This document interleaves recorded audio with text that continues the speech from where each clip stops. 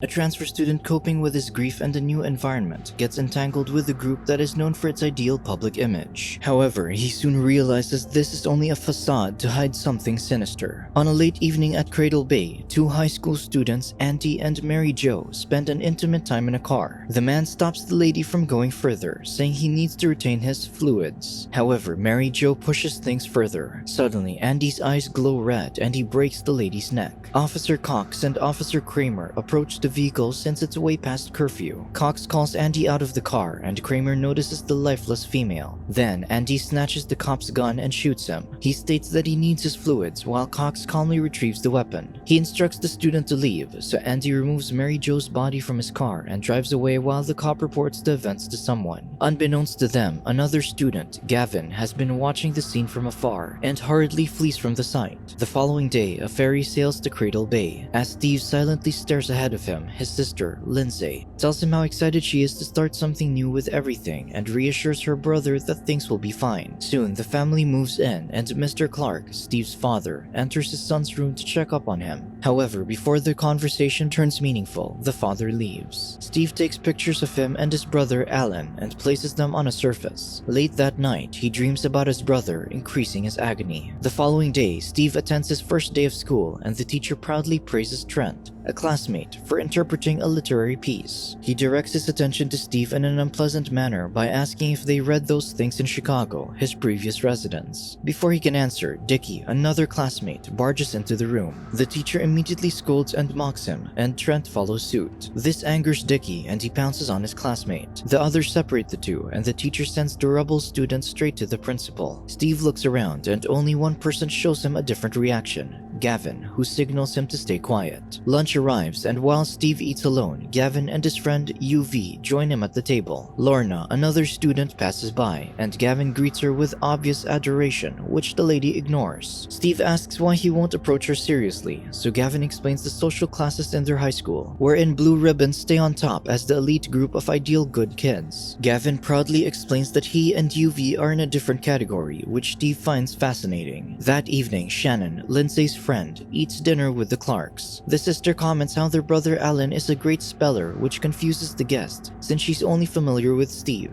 Lindsay clarifies that Alan is the brother who passed away, which Mr. Clark immediately cuts off. Steve annoyedly asks why they can't talk about their brother and the father dismisses him. The son sarcastically comments about it and walks away. Meanwhile, Dickie goes to a car shop for some parts, but he's greeted by the blue ribbons instead. They surround him while holding poles and bats, while the car enthusiast tries his best to avoid feeling intimidated. In the end, he's vastly outnumbered. The next day, Principal Weathers calls Steve to meet Dr. Caldecott, an outstanding counselor. They suddenly talk him into joining Blue Ribbons, pointing out his tragic loss and how the group can help him cope and be productive. Steve responds indifferently, despite having flashes of memories of Alan. Dr. Caldecott tells him to get some friends, and the student immediately leaves. As he heads out, he spots a gorgeous and free-spirited student. Gavin pops out and introduces him to Rachel, a close friend. Gavin teases the two, sensing the chemistry between them, which the lady shuts off. However, the playful dude insists on hanging out together, and the others immediately agree. As night falls, Gavin attempts to convince adults to buy him some alcohol, but to no avail. Suddenly, Chug, a Blue Ribbons member, approaches Rachel to invite her to the yogurt shop his group frequents. Gavin does his best to throw playful but sarcastic remarks about the man's lame way of hitting on Rachel, and he finally leaves. Afterward, Chug waits in line in the grocery store to pay for his items. He looks out and sees Rachel by her truck. His vision turns into flashes of yellow with an image of an X mark appearing from time to time. His face turns more aggressive and his eyes glow red. A random customer accidentally bumps into him and he ferociously attacks him and the stranger's friend. Officer Cox calms him down but fails, and Chug charges towards his enemy like a bull. Then he loses strength and slouches on the floor, asking the officer about his milkshake. Witnessing the scene, Steve asks his new friends about Chug. Rachel tells him it's typical since those from the Blue Ribbons may have been taking steroids. Gavin insists that it's not steroids but something evil. Rachel negates it, making her friend frustrated, so he walks away. The following day, Gavin brings Steve to a smoking hideout in the school. He tells him what he witnessed the night Andy took Mary Jo's and Officer Kramer's lives. The janitor, Mr. Newberry, who's holding a rat,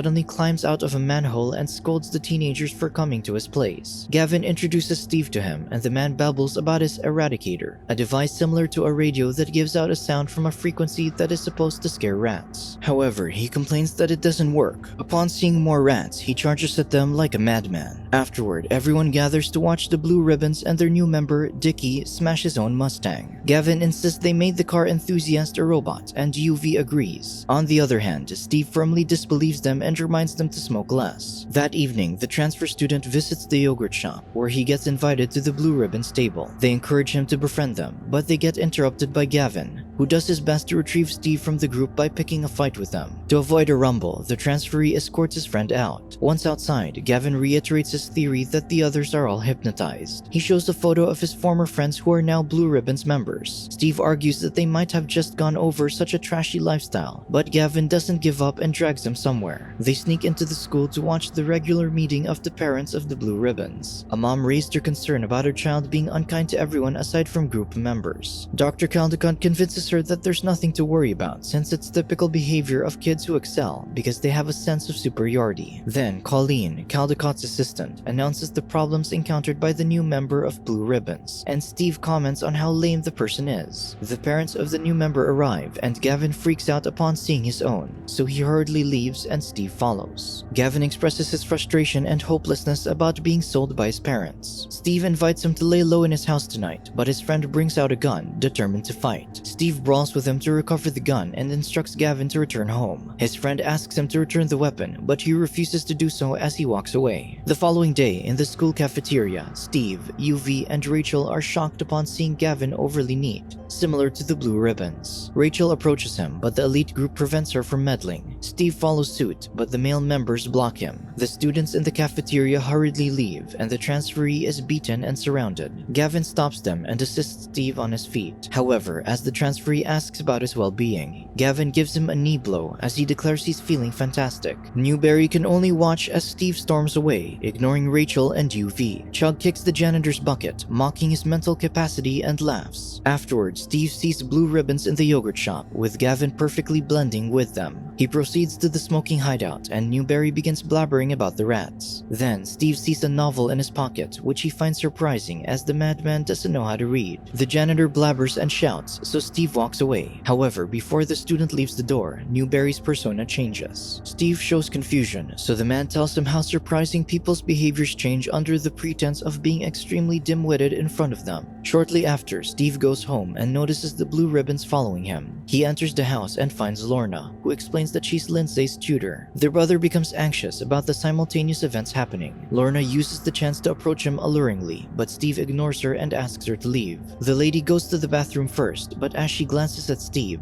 her visions flash yellow with the X mark again. She unbuttons her blouse and provocatively approaches the man. Steve firmly tells her to leave, but Lorna kisses him, and he spots the glowing red in her eyes. Alarmed, he shoves her away, and the lady blabbers about it being wrong. Surprisingly, she hits her head in the mirror. She takes a shard of the mirror and attacks Steve, so he pushes her away, making her convulse. Opening her eyes, she holds her blouse together and enters the other room. She grabs her things, explaining that she has a test tomorrow. Steve is confused and shocked as she heads out with a bleeding head like it's nothing. Afterward, Lorna lies unconscious on a surgery table in a clinic as the nurse states that she has removed the chip. The doctor removes his mask, revealing himself as Caldecott. He disappointedly comments that his subjects go berserk when they get turned on. The nurse asks what to do with her, and the doctor instructs her to dispose of her while telling the parents that she'll miss a few cheerleading practices. At school, Rachel becomes more vigilant toward Caldecott to discover the cause of Gavin's change. She enters the secret smoking area and finds a disc with her name. Unfortunately, Chug follows after her to ask to date her, unaware that Newberry can see them. Rachel rejects him mockingly, making him lose his cool. Suddenly, he grabs her and inappropriately touches Rachel despite her struggling from his grasp. Fortunately, a rat passes by the Eradicator, turning it on. Chug can't bear the sound and releases the woman, surprising the janitor. Rachel grabs her things and escapes, while the strange student frantically looks for the source of the sound and destroys it. All the while, Newberry watches as Chug convulses like a robot, making him admire his invention. Steve visits Rachel in the evening, and she shows him the disc containing Gavin's message from the day he separated from Steve. He explains that he returned to the school and overheard the doctor talking about Bishop Flats 11,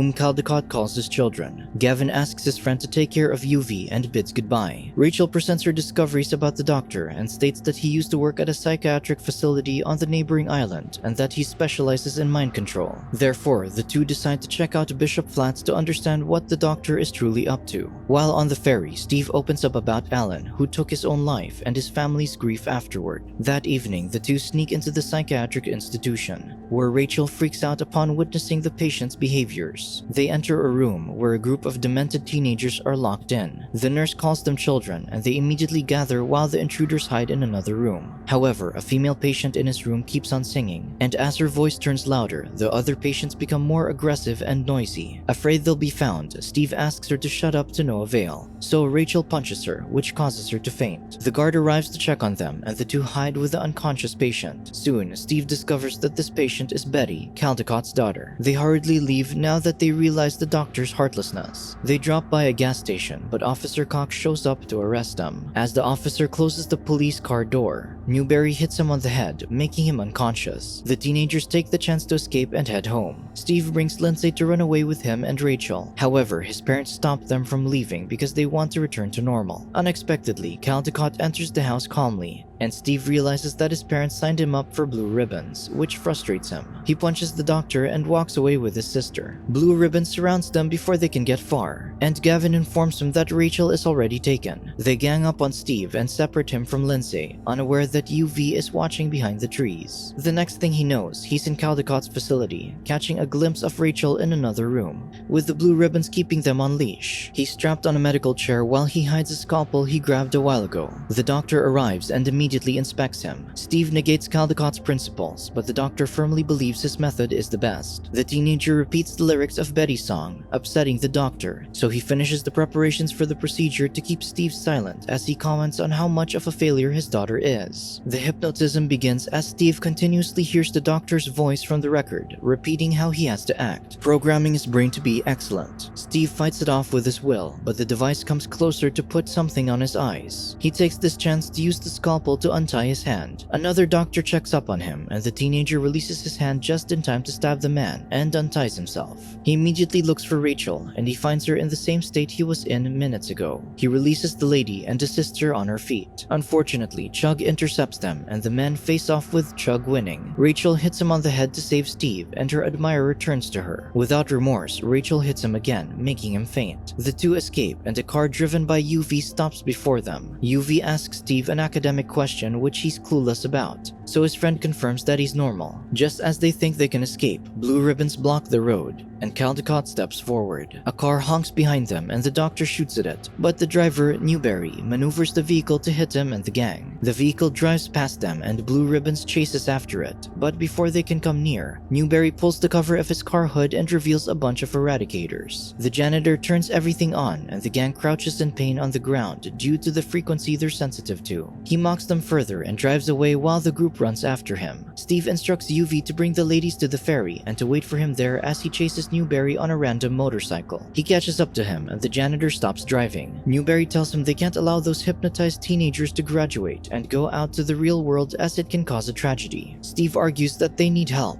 but the man states that no one can, including himself, as he shows his bullet wound from the doctor's shooting spree earlier. The gang approaches them like wild animals, and Newberry waits for them to climb his car to attack him. Once they do, he drives straight to the roadside, and they fall into the cliff. After the tragedy, Caldecott arrives, and Steve declares it's over. The doctor negates him, saying he won't run out of troubled teens and parents who are clueless about what to do. Steve pounces at him, and the two face off with all their might. The doctor tries to push the teenager off the cliff, but he avoids the attack and turns things around. Finally, Steve kicks Caldecott off the cliff, and the doctor falls. Afterward, the teenager rushes to the port with his motorbike as the last ferry leaves for the day. He drives across the parted bridge and lands on the other side, leaving Cradle Bay. Steve rides the ferry and finally reunites with Rachel, who welcomes him with a hug. He tells her they're the only ones left and can go home, as wherever they are can be their home. They conclude it with a kiss, but UV and Lindsay interrupt. Years later, in another high school, an unruly class receives an announcement from their homeroom teacher about a new student teacher. The man enters the room in his best suit, and the homeroom advisor leaves. The student teacher faces his class, and Gavin greets them with his broad smile and glowing red eyes. Subscribe to watch more videos like this, turn on notifications and leave a like to help the channel out. Thank you for watching.